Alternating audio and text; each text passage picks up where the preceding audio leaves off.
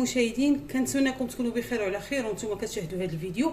اليوم ان شاء الله غادي نقدم معكم الطريقه ديال واحد البراونيز اللي كيجي رائع، سهل سريع في التحضير ديالو. يمكن انكم تعتمدوه في الطلبيات ولا تخدموه للضياف ديالكم ولا لوليداتكم، المهم كيجي رائع. المهم ان شاء الله اليوم غادي نتقاسم معكم الطريقه ديالو.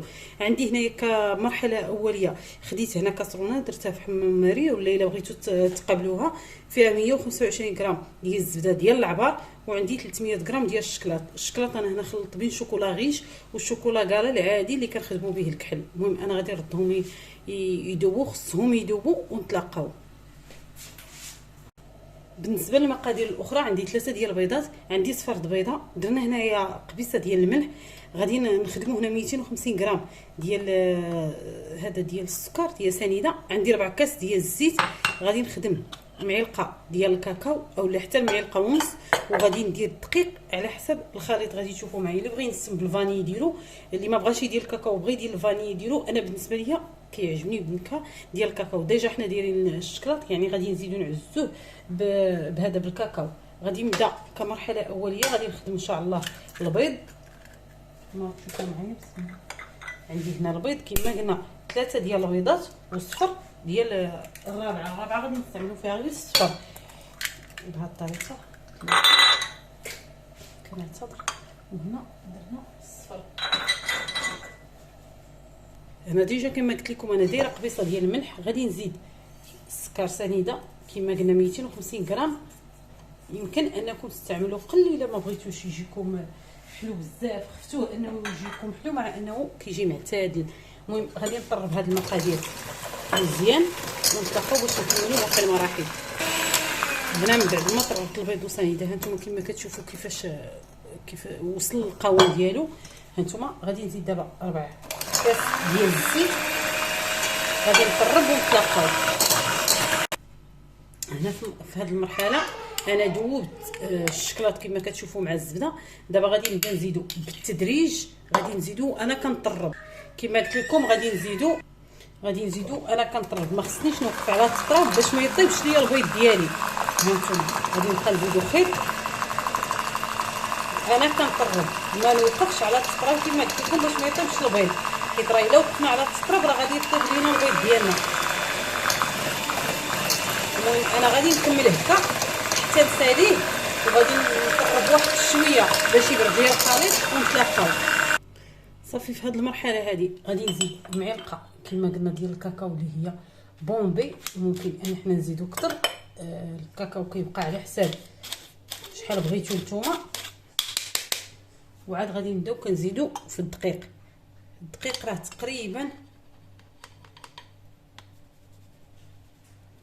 كتهز 150 غرام.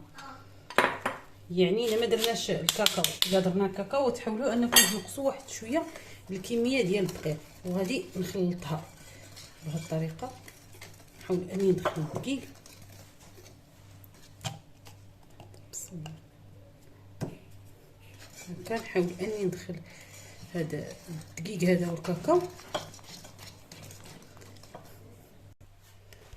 صافي هنايا من بعد ما شديت الطاوه ديالي درت ليها بابي كويسون كما شفتوا.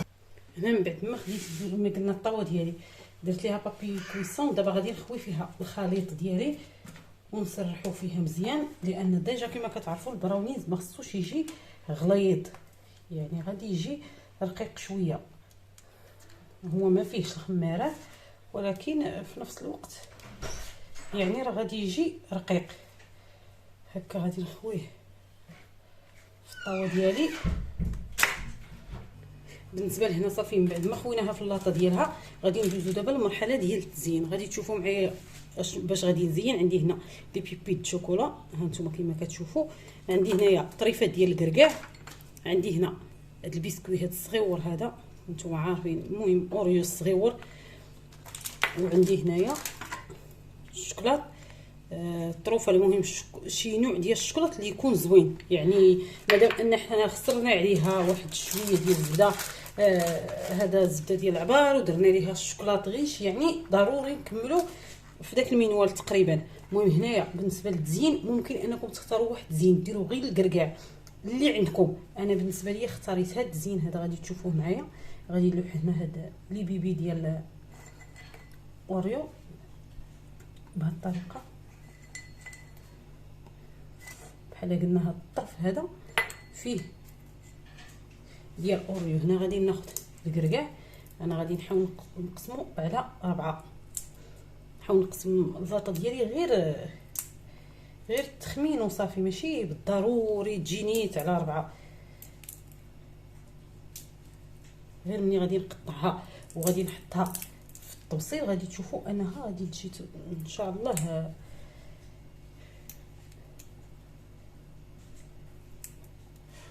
هكا بهذه الطريقه. نزيد واحد شويه ديال الكركاع، شويه عامره. البراونيز راه ديجا كيجي رائع.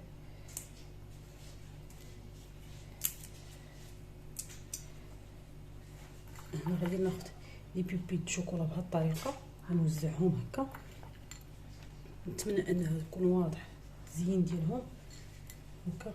انا كيعجبني فيه لي بيبي د شوكولا بزاف، سيرتو لي بيبيت اللي كيكونوا ذو نوعيه جيده. غادي ناخذ هاد الطرونشيات حتى ديال الشوكولاط بهذه الطريقه، نحاول انني نقسمهم باش يذوبوا ليا.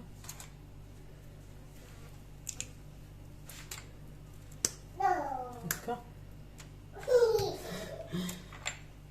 سمعوا مريم عاود هكا بهذه الطريقه هكا.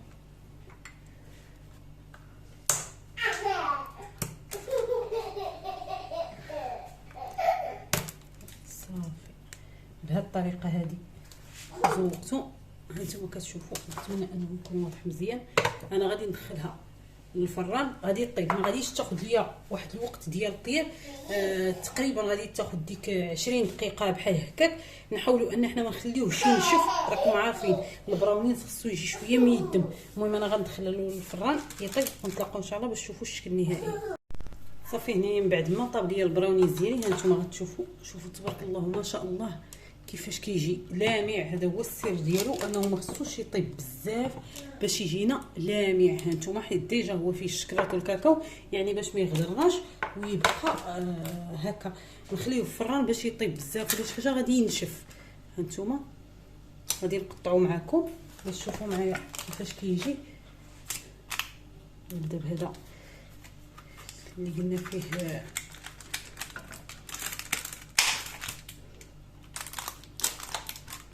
اللي فيه لي بيبي.